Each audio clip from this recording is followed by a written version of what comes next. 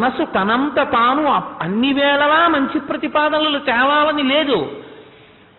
నీవు మనసులో ఈ గుణములు కలిగినప్పుడు ఇంద్రియముల యొక్క సంఘాతము వలన, ఇంద్రియములను మనసుతో కలగడం వల్ల అరిషడ్వర్గములు ఏర్పడుతుంటే, నేను పొడుగ్గా ఉంటాను ఒక గర్వం, నేను తెల్లగా ఉంటాను ఒక గర్వం, నాకు 4 శ్లోకాలు వచ్చు ఒక గర్వం, నాకు 4 పద్యాలు వచ్చు ఒక గర్వం, నేను ఈ ఉద్యోగం చేస్తున్నాను ఒక గర్వం.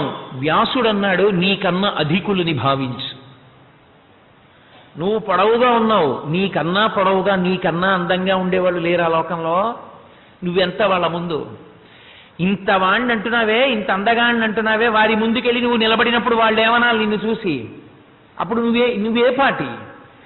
కందర్పదర్ప రసుందర దివ్యమూర్తే, ఆ పరమేశ్వరుని అందం ముందు నీ అందం ఏ పాటి?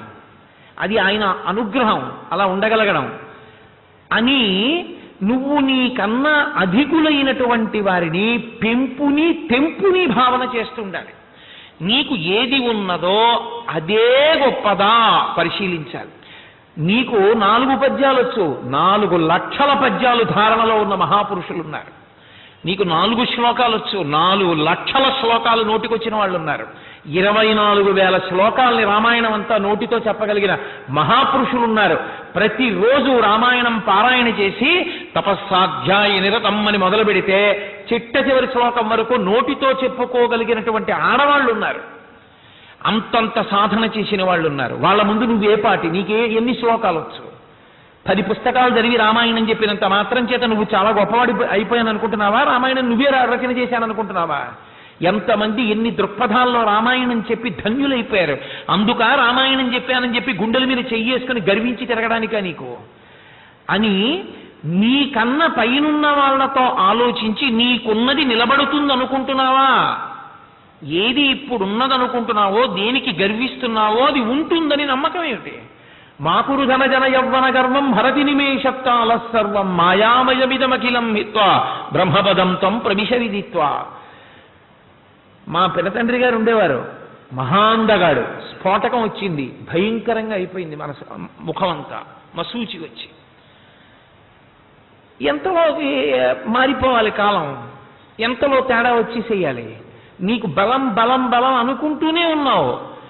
అయిపోయింది, కొడుకు పెద్దవాడు అయ్యాడు, ఉద్యోగం వచ్చింది, మనవడు పుట్టాడు, నీకు మోకాళ్ళ నొప్పులు వచ్చేసాయి. అయిపోయింది, నీ బలం కాలంలో పోయింది, నీ అందం కాలంలో పోయింది, యవ్వనం కాలంలో వెళ్ళిపోయింది, ధనం అసలు చెప్పనేక్కర్లేదు, ఏ క్షణంలో జారిపోతుందో తెలియదు. అవి చూసి ఎందుకు అన్ని మాటలు గుండెల మీద చెయ్యేసుకుని అహంకారం చూపిస్తావు? ఇలా ఇలా అంటున్నావు కదా, నేనంటున్నావు కదా, ఏదో కారణం చూపించి గుండెల మీద చెయ్యేసినంత వాణ్ణి నేనని కదా గర్వపడినప్పుడల్లా అనేది ఇలా అంటాడు. నేనండి అంటాడు. నేనండి అని ఇలా అన్నావే, ఇది అసలు ఎవరి వలన? అది ఒకనాటి రాత్రి తండ్రికి కామప్రచోదనమై తన యందున్నటువంటి శుక్రమును తన భార్య యందు ప్రవేశపెట్టాడు. ఆయనదా? తన శోణితంతో కలిపింది తల్లి, ఆమెదా? ఆ తల్లి కడుపులో ఉండగా పుట్టింటి వారు తీసుకొచ్చి తండ్రి అన్నం పెట్టాడు. ఆ తిన్న అన్నం వల్ల నాభిగొట్టంలోంచి బలం అంది, లోపల ప్రాణం పోస్తుంది. తాతదా?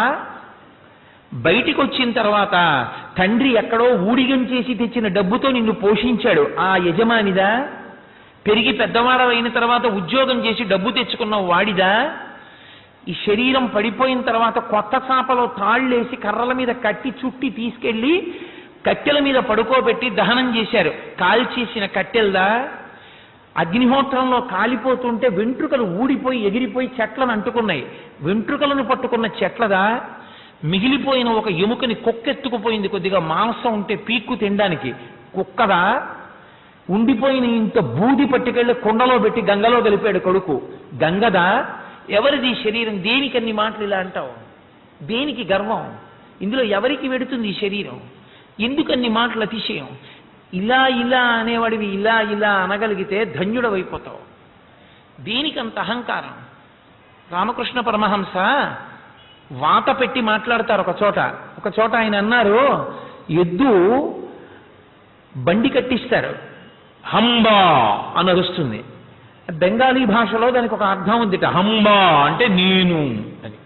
నేను అని అహంకరించి ఎప్పుడూ అదే అయింది కాబట్టి మెడ మీదనే పుండు పుడుతుందిట దానికి. రైతు ఒప్పుకోడు పుండు పుట్టిందని.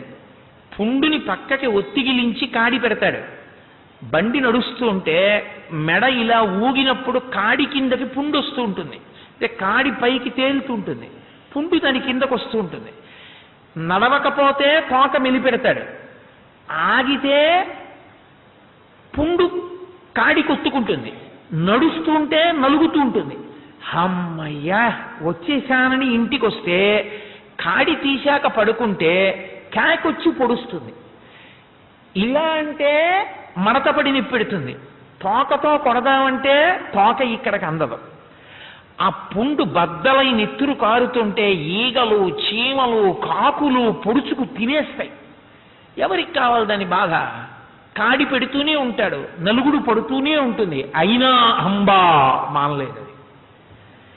మానలేదు కాబట్టి దాని తోలు ఒలిచి చెప్పులు కుట్టారు. కాలి కింద వేస్తే కిర్రు కిర్రు అందంటే నాది నాది అని అర్థంట. అలా అందని ప్రేగులు తీసి ఒక సాధనానికి కట్టి పత్తిలో పెట్టి కొట్టారు. కొట్ట నరాలు పత్తిలో పెట్టి కొట్టినప్పుడు తూహు తూహు నువ్వు నువ్వు అన్నప్పుడు అన్నయిట. అప్పుడు ఎద్దు జన్మ మారిందన్నారు రామకృష్ణ పరమహంస. నేను నేను అన్నందుకు ఎద్దంత కష్టపడింది. ఎందుకన్ని మాటలు నేను నేనని ఇలా చూపిస్తావు, ఎందుకు ఆ అహంకారం అని అడిగారు. కాబట్టి ఆ అహంకారము పాడు చేసేస్తుందిరా. ఏమిటో ఏదో ఒకటి చూపించి నా అంతవాణ్ణి నేనంటావేంటి? నీకన్నా అధికులు ఎంతమంది లేరు, నీకన్నా అధికులైన వారు ఎందరో ఇలా అని కాలం గడిపారు. భీష్మాచార్యుడు కన్నా నువ్వు గొప్పవాడివా? మనుష్య జాతి అంతటి చేత కూడా తర్పణ అందుకునేటటువంటి మహానుభావుడు అటువంటి భీష్ముడు. తల్లిదండ్రులు ఉన్న వాళ్ళు కూడా భీష్ముడికి తర్పణ విడిచిపెట్టాలి. అటువంటి భీష్ముడు పెద్దలు కనబడితే ఇలా వంగి నమస్కారం చేశాడు. ఎంత గొప్ప ప్రహ్లాదుడు! పెద్దల పొడగన్న భృత్యుని కైవడి చేయి నమస్కృతులు చేయువాడు. ప్రహ్లాదుడి కన్నా గొప్పవాడివా? దేని మార్కండేయుడి కన్నా గొప్పవాడివా? ఎవరికన్నా గొప్పవాడివని అంత అహంకారం? నీకన్నా ఎందులో ఎంతమంది గొప్పవాళ్ళు ఉన్నారు? దేనికి నీకంత అహంకారం? దేనికి నేనే చేశానని అంత మిడిచిపోతావు? పరమేశ్వర అనుగ్రహం. ఈ పాటి ఏదో పరమేశ్వరుడు నన్ను బతికించి ఓ మంచి పని చేయిస్తున్నాడని నేను ఎందుకు అనవు అని నేను మిమ్మల్ని అంటున్నాను అనుకోవద్దు. వ్యాసుడు మార్గం చెప్పాడు. దీనికి మదము కలిగితే పాడైపోతాడని. మదము కలిగినప్పుడు నీకన్న పెద్దలతోడి సంపర్కమును ఆలోచించి వారి గొప్పతనాన్ని ఆలోచించి మదమును తీసేసుకో. కాబట్టి కామ క్రోధ లోభ మద మోహ. మోహం అంటే అజ్ఞానము, అవివేకము, సంసారమునందు మగ్నమై ఉండుట. ఇది విరిగిపోవాలంటే ధర్మాన్ని పట్టుకో. ధర్మాన్ని పట్టుకుంటే విరిగిపోతుంది. కాబట్టి ధర్మము క్రమక్రమంగా జ్ఞానమును లోపల పెంచుతుంది. కాబట్టి ఆ కామ క్రోధ లోభ మద మోహము పోవడానికి ధర్మాచరణము, మాత్సర్యము, శత్రుత్వం. దేనికి శత్రుత్వం? మాట్లాడినా కోపం, మాట్లాడకపోతే కోపం, పలకరిస్తే కోపం, పలకరించకపోతే కోపం. ప్రతి వాడి మీద శత్రుభావనే. ఎవ్వరి యందు ఒక్క మంచి గుణం కనపడదు. ఎవ్వరూ ఆదరణీయమైన వ్యక్తిగా నీకు కనపడడు. ఎవ్వరినీ కూడా గౌరవించదగిన వ్యక్తిగా నీకు కనపడడు. ఇటువంటి మాత్సర్య బుద్ధి పోవాలి అంటే పెద్దలైన వారితో, సజ్జనులైన వారితో స్నేహం చేయమన్నారు. సత్సంగం కలిగితే, పెద్దలతోడి సౌజన్యం, ఆ స్నేహం కలిగితే వారు ఎవరి గురించి మాట్లాడినా ఏదో ఒక మంచి గుణం చెప్తారు. చాలా మంచివాడండి అంటారు. వెంటనే ముందు పనికి మాలినవాడండి అనరు. ఈ బలం ఉంది సుమా, ఈ మంచి గుణం ఉంది సుమా అంటారు. ఎంత పనికి మాలిన వాడిలోనూ ఒక మంచి విషయాన్ని మహాత్ముడు చూస్తున్నాడా? నీకేమో అసలు మంచి గుణం అన్నది ఎవరిలోనూ కనపట్టలేదా? పెద్దలతోడి సహవాసము చేత క్రమక్రమంగా నీకు ఈ మాత్సర్య బుద్ధి నశిస్తుంది సత్సంగము చేత. అందుకని శాంతిని పొందుటకు కామక్రోధ లోభ మద మోహ మాత్సర్యములనేటటువంటి అరిషద్వర్గములు ఇంద్రియముల యొక్క ఉద్ధతికి మనసు కలవడం వల్ల ఏవి లోపల నీకు బలంగా ఏర్పడిపోతున్నాయో వాటిని ఈ పరిశీలనా శక్తితో గెలిచి మంచి వాసనలను ఏర్పరచుకుంటే పునర్జన్మలను తగ్గించుకోగలవు. లేనినాడు ఏమవుతుంది? ఏ కామక్రోధములు నీ యందు ఇంద్రియముల యొక్క ఉద్ధతి చేత అశాంతిని కల్పించి పెరిగాయో అవి మృత్యువునకు కారణమవుతాయి.